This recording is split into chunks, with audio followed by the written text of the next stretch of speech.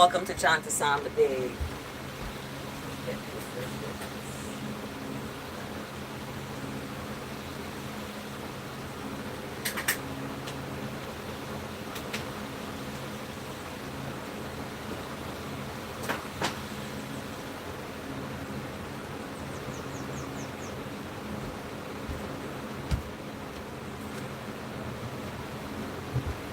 Here's my cup.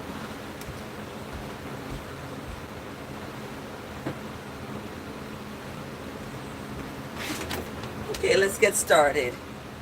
Greetings, everyone, and welcome to Chant Day. We are here on the 3rd of August. We are here on the 3rd of August today. And today's psalm is one of my favorite psalms. It's Psalm 23.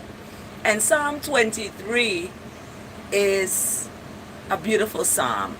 When my children were little, I had them memorize this psalm, and they actually performed the Psalm 23. So Psalm 23 is really, really a rocking one. Okay, we're going to translate it in the words of liberation. So let's get started. Where is it? Here it is. Okay, so Psalm 23. Psalm 23 is titled, "The Lord is my shepherd." The Lord is my shepherd. So when I translate the Lord, I translate that into righteousness, compassion, mercy, love, and kindness. So all of that is your shepherd, that's shepherding you. So when we define God, Lord, and Jesus, we're defining it in terms of these attributes and characteristics that are moving us into the direction of safety, of tranquility, of justice, and most importantly, love and kindness and humility. So this Psalm 23 has only 6 verses.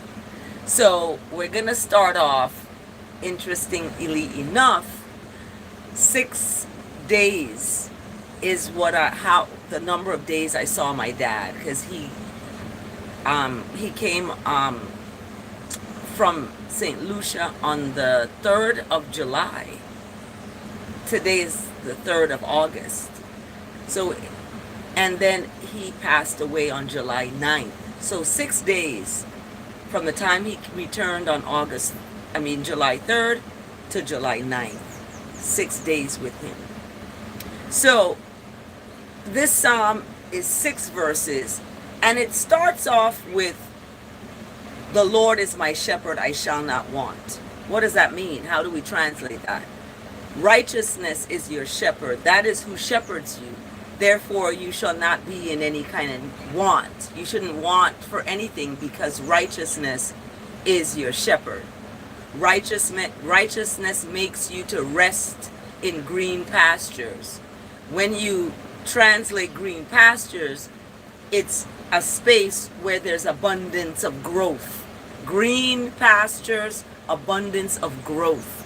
So growth is where you're going to be, resting up, not lying down, but resting up. Because in verse 2, that righteousness leads you beside still waters.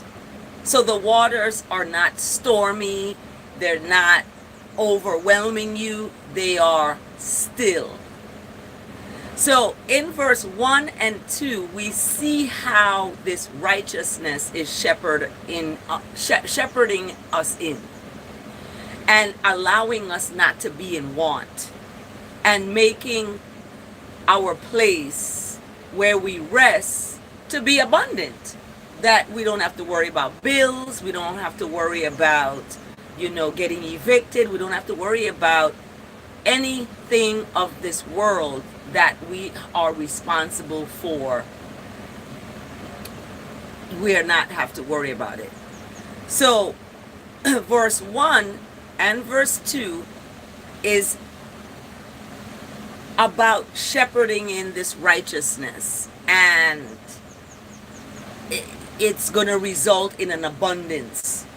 And you're going to be led beside waters that are not stormy, that are still waters, so you don't have stress, anxiety, and all of that happening. And verse 3 gives us the reason why. Why? Because righteousness restores I and I life.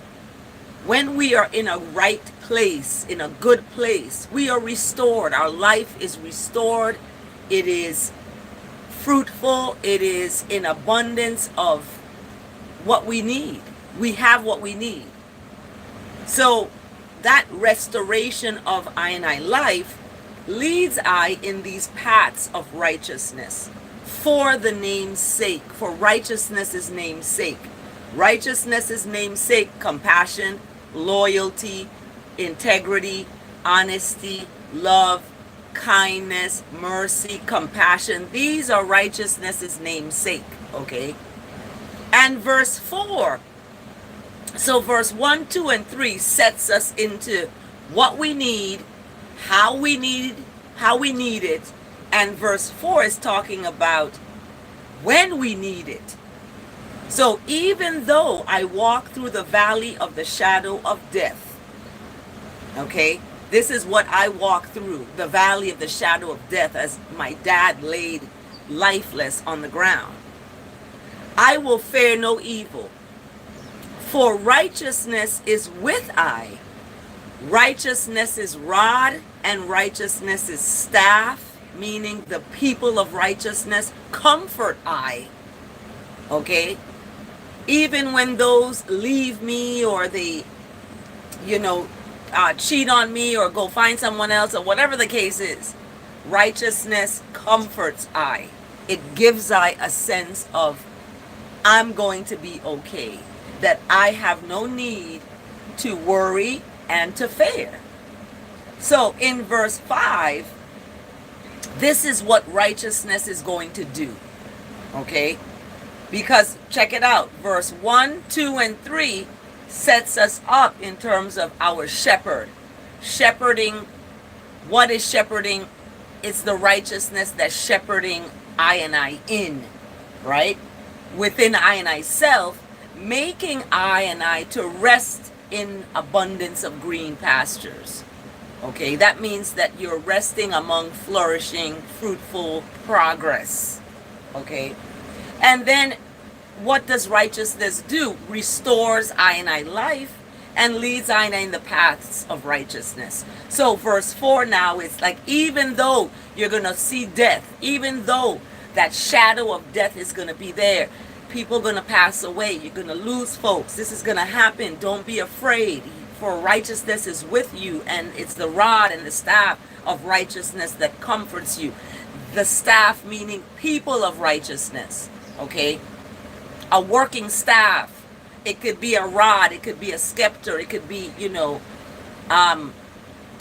that what Moses was given. He was giving this, and it turned into a snake.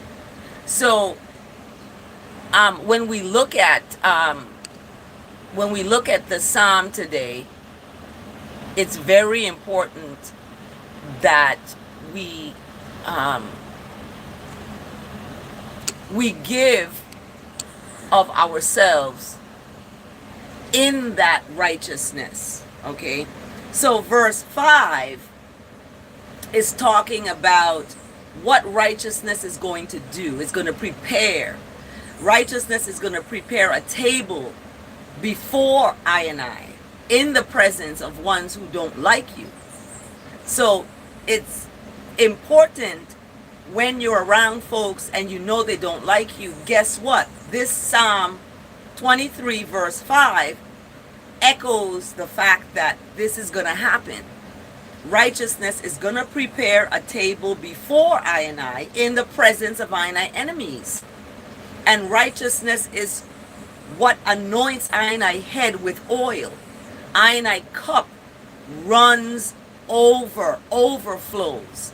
So I tell folks this. I said, you're in the overflow, receive it. You're in the overflow, When something spills on you or something, you're in the overflow, okay? And that overflow has been prepared for I and I in the presence of I and I enemies, in the presence of wrongness, in the presence of haters, in the presence of folks that may curse you out, okay? Righteousness prepares a table before I and I in the presence of I and I enemies, and anoints I and I head with oil. I and I cup overflows. Blessed rise, El Sue. Greetings of love and serenity with great gratitude for the Most High daily. We are grateful. We have gratitude for the knowledge of a higher source than ourselves, than of this world. So we may be in this world, but we're not of this world, because we are of righteousness, goodness, mercy, love, honesty, integrity, kindness, and compassion, and forgiveness. Forgiveness is the key. It is the key to unlocking your own self to be free from bondage of hurt and pain and loss that people have passed to you. Okay? Even those who have passed on from this earth, you're left with a loss. You want to be able to know that you are in the overflow. You're in the overflow. So receive that you are in the overflow. So this table that's prepared in verse 5, it's going to reap that overflow, right? In verse 6, surely goodness and mercy. Remember I talked about righteousness is namesake. Mercy is one of them. Mercy is one of the namesake of righteousness. So surely goodness and mercy shall follow I and I all the days of I and I life. Okay? You may not feel that way in certain parts of your life, that righteousness is and goodness and mercy is following you. Okay? But it is. It is following you, and it will follow you all the days of your life, where you shall dwell in the house of righteousness for all time to come. That's what I said yesterday. I want to be in a house where nobody is cursing me out. I'm not being attacked. My degrees are not used against me. They're not used to weaponize against me. I want to live in a house of righteousness, in goodness and love and mercy and cleanliness, you know. So oftentimes we are surrounded by the opposite. And what do we do? For me, I pack myself up and I go. I am not going to stay around disrespect. So Selah and Selah again. This psalm is beautiful because it puts our lives in a perspective of, you know what, we're okay, we're gonna be good. We need to now err on the side of kindness. We need to now seek for ways of righteousness, and in our lives find different pockets where we can express that righteousness, goodness, and mercy and love. So I love that because it gives this wonderful sense of accountability for your own righteousness, for your own goodness and mercy. So let's look at our word today. Our verse today is powerful. Okay, it is amazing. When it came on my phone, I was like, what? I had to screenshot it, and I had to post it. It's coming from 1 Samuel. 1 Samuel chapter 16 verse 7. This is what it speaks of. Do not, and I don't want to use the word consider, okay? It's not, I don't want to use consider.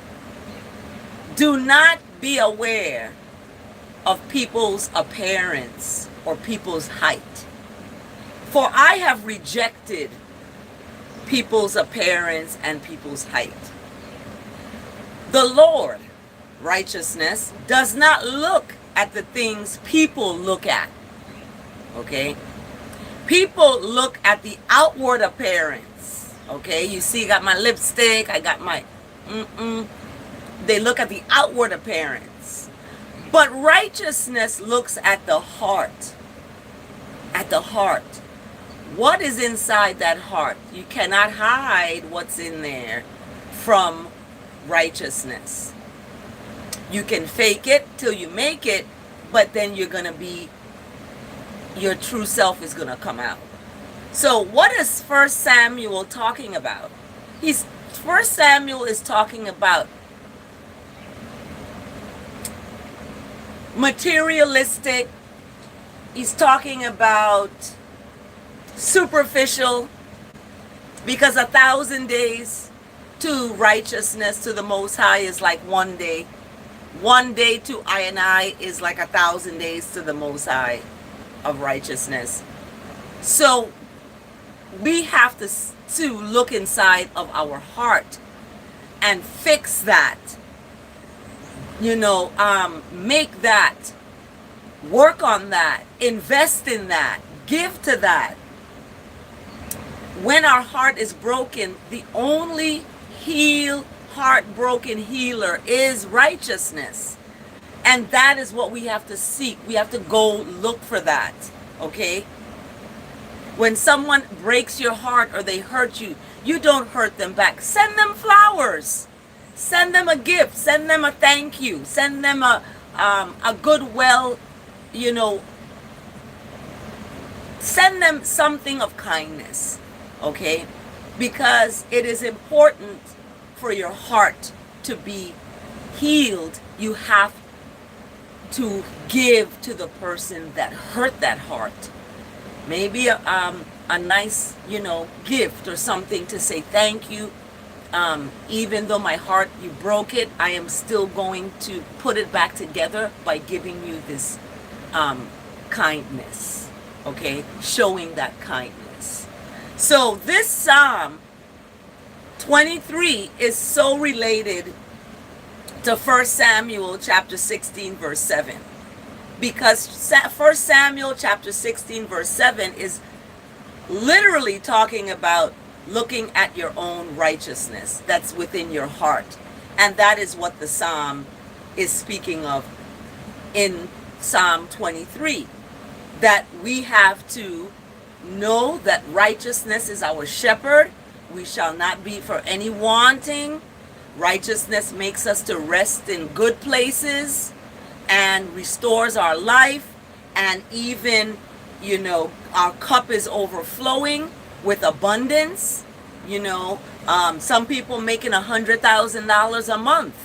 Some people making $100,000 a year. Some people making $100,000 every 5 years. So it's not about what you make monetarily. It's about what is in your heart. Because riches and wealth is not about the world's money. Riches and wealth is about you and your health and your well-being. That's what it's about. It's about being healthy, taking care of your heart, taking care of your mind, taking care of your emotional stability, taking care of your social life, taking care of yourself. I call it the pies, okay? Physical, intellectual, emotional, and social. And in terms of the pies, we have to support each slice every single day. We got to get our exercise. We got to get our intellectual competence. We got to get our emotional, and we got to get our social in. All of that balances our life. So the Psalm today, 23, the verse today, 1 Samuel 16, verse 7. And then we have the word today. And the word today is coming from Unity Publishers. And the word today is divine order. Divine order. So divine order kind of sums up the Psalm 23. Divine order sums up 1 Samuel chapter 16, verse 7. Stop being superficial. It's not about how you look. It's about how you feel. I ask people, how are you feeling today? Okay? before I even say, oh, I like your shirt. That looks really nice. How are you feeling today? So we have to check in. How are you feeling? And then the word today, divine order, puts it all in order. Okay? So affirming divine order eases I and I mind and soothes I and I life. So when you affirm divine order, you have a sense of place. You have a sense of ease. Your mind is not filled with stress.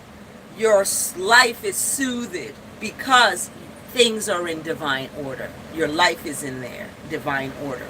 So the word divine order speaks, when the events of the world appear chaotic, I have faith. Divine order is present within every aspect of life. Divine order strengthens I when the news of the world weighs heavy on I and I heart.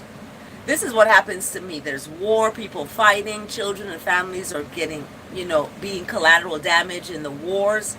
That hurts my heart. However, I find affirming divine order lifts me out of the troubled energy of the world and reminds all of I and I, of righteousness omnipresence. Isn't that beautiful? That righteousness is there. It's in the wind. It's in the air. It's within people giving you kindness and love. So righteousness is this omnipresent.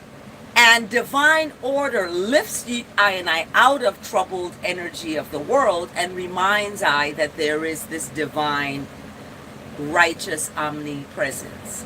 Now, when I commune with righteousness, or some people speak of the word pray, when people pray, but I use the words when I speak and commune with righteousness, I begin with words of gratitude for divine order. Similar to what El Sue just posted there, with great gratitude. So when you begin with words, you begin with words of gratitude for divine order. I don't deny the pain and dysfunction I encounter, but I don't resign myself to it either. I use my knowledge of righteousness and standing firm within that place to affirm love is greater than hate. Tranquility is greater than chaos. And righteousness, that is God, is greater than everything. Affirming divine order is so much more than hoping for the best. Affirming divine order is declaring the faith that wherever I am, righteousness is and all is well. So that righteousness, you can call it God, you can call it Lord, Jesus, Papa Boje, Jehovah, Emmanuel, whatever you want to call that righteousness, that's ultimately what it is. It's not divisive. It's a collective love and power of grace that is given freely. It's not costing any money to be good. It's not gonna take anything from you to be kind. It's not gonna hurt your body to be righteous. But when you are opposite of that, it hurts your body. It hurts your entire system. Okay, I have these, my daughter actually has these anatomy flashcards. Okay, and these anatomy flashcards is about our body function. And when stress or cortisol is a hormone, it's a stress hormone, cortisol, when that's released, it hurts your body. It breaks down your organs. It releases a toxin. So we don't want that. We want a nice release of hormones, oxytocin. We want, when I breastfed my children, 2 of them, the release of that hormone allowed that to be about me. People say, why are you so calm and why are you so beautiful? It's because of that. It's because I've surrendered to all that is good and righteous, as well as making my healing liquid gold, healing oil that I use all the time on my body, on my back when it's hurting, any bruises, razor bumps, all kinds. This is perfect. This is patent pending. Okay. So in the word today, it's supported by Romans 8 chapter 20. Romans chapter 8 verse 28. And this Bible scripture has been chosen for my dad's memorial, believe it or not. And now it's popping up in my word of the day. We know that all things work together for good, for those who love righteousness, who are called according to righteousness' purpose. Romans 8 verse 28.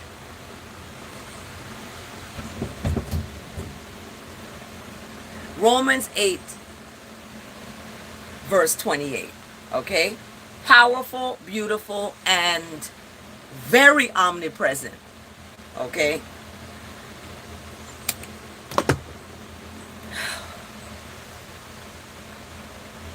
Selah and Selah again.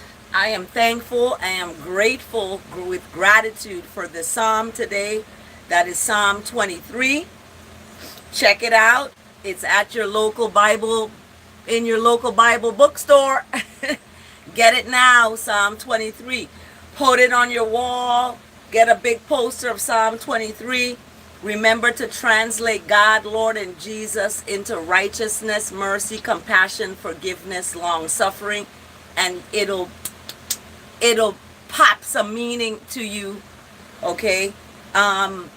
That's fine if you want to use God, Lord, whatever you want to use for the namesake of righteousness. That's your personal business. Nobody should tell you who you should call. As long as you are erring on the side of kindness, righteousness, mercy, and love, who you call is your business. Okay? So let's see. That is our psalm today. We had 1 Samuel chapter 16 verse 7 talking about stop looking at people outside appearance and look deep within their hearts. Okay? People look at people's outside appearance, and then when they get to know them, they're like, oh, they're not what I expected. Their appearance on the outside may look a certain way, but in reality, they're opposite way. For me, you get what you get. Okay? This is me in my authenticity. I don't have to be fake. I don't have to be phony. I just have to be real. And sometimes being real, being honest, can get you canceled, can get you out of the picture. I would rather be out of the picture than in the picture with wrongness, unkindness, disrespect, all of that. I would rather be out of the picture.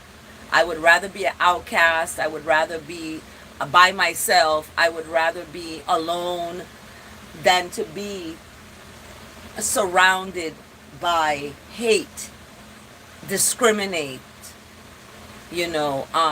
supreme narcissistic, or even capitalistic colonial, regimes that's nefariously stealing from the poor to give to the rich, while the poor is fighting each other, and the rich is getting richer. So the psalm today is very powerful in that it gives us this, that we are walking in goodness. We are walking in light because we have a shepherd. That righteous shepherd is shepherding us toward our future of goodness, mercy, kindness, love, and humility. So that's the psalm today, the verse today, and the word today, divine order, supported by Romans 8:28. All things are working together for our good. We may not see it now, but it is. If you're out there and you're feeling anxious or you're feeling depressed, know that that feeling is working towards your good. You got to feel that You got to go through that to get to the other side. Okay? So hang on. Remember that you are loved and that your heart, according to 1 Samuel, is what righteousness looks at. Righteousness doesn't look at your big, your fur coat and your name brand clothes. Righteousness doesn't look at that. Righteousness looks at your heart, okay? And looks at what's inside your heart. Are you worshiping just like in the book of Jeremiah talks about Judah is in idolatry? Are you idol? Do you have idols that you worship? Are you worshiping these things that are outside of you? Let's worship our inside, our righteousness. Let's adulate that and let's lift that up, because that is what's going to keep you down the road. Everything else is falling away. Things are not going to be the way you think that they are going to be in this world. We have a political agenda. We have, countries that do not exalt righteousness. So it's only righteousness that's going to exalt a nation and a people. So get on that, be kind and honest with folks and love each other and honestly do that, because communication is so important. That's how righteousness is expressed. It's expressed through communication, through discussion. I don't even want to use the word conversation because con is a lie. Communing, talking, speaking, making yourself a voice, okay? You are a voice. So when we look at all of this, it is powerful and it is very relevant to what we are going through today. So I'm thankful for the psalm today. I'm thankful that I could chant the psalm and to be able to share the psalm in the translation that the words of my mouth and the meditation of my heart is acceptable in the sight of what is right. That's what I'm asking, that the words of my mouth, the meditation of my heart is acceptable in the sight of what is right. What is righteousness. Okay? Have a blessed day, everyone. Remember, it's not about the appearance on the outside, it's about your heart. 1 Samuel 16:7. Romans 8:28. All is working for our good. Selah and Selah again. Blessed everyone. Rejoice, for this is the day that righteousness has made. Let us go and share that in our day. Blessed.